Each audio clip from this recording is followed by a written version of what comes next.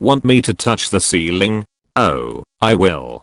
Okay, not sure if this is malicious enough or not for this subreddit, but here I am. All the regular stuff. Long time reader, first time poster, really quick read. I was in a taekwondo lesson where we have this one specific teacher that just loves to tease little kids. Once we know that that teacher is in charge, we know that she will think of things to get the children riled up just to entertain herself. A very regular thing she does is during warm-ups, she tells the kids to run to the end of the room, jump as high as possible and touch the ceiling, then run back. Pretty standard stuff.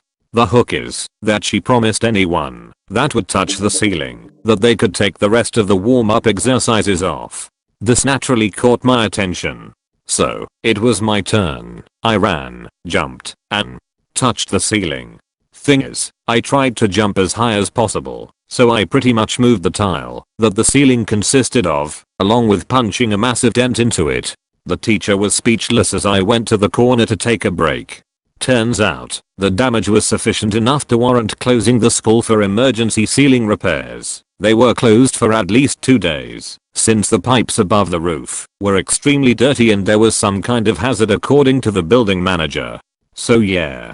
I guess she never pulled that trick out of her pocket when I was around. More. Onions. 7 years ago I worked at a burger place that loves yellow and the letter M. I often worked alone cooking with only a manager and a cashier at night.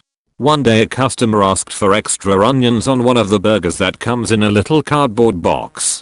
I put easily double the amount of the little diced onions on the burger. 3 minutes later it comes back and the manager says the customer said I wanted extra onions.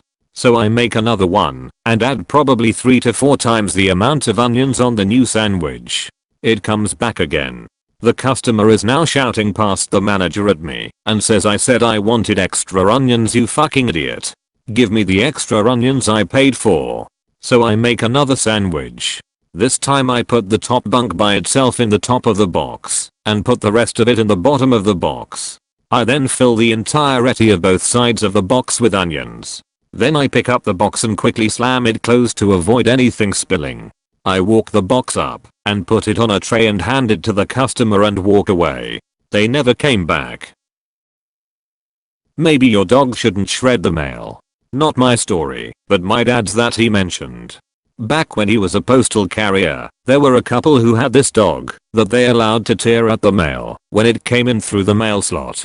Dad and a few others had told them to not let that happen, as while they were pushing the mail in, there was a chance of it or them getting bitten/hurt, but they found the dog tearing up the junk mail, magazines, etc. This was the 1980s, so lots more letter mail to be hilarious.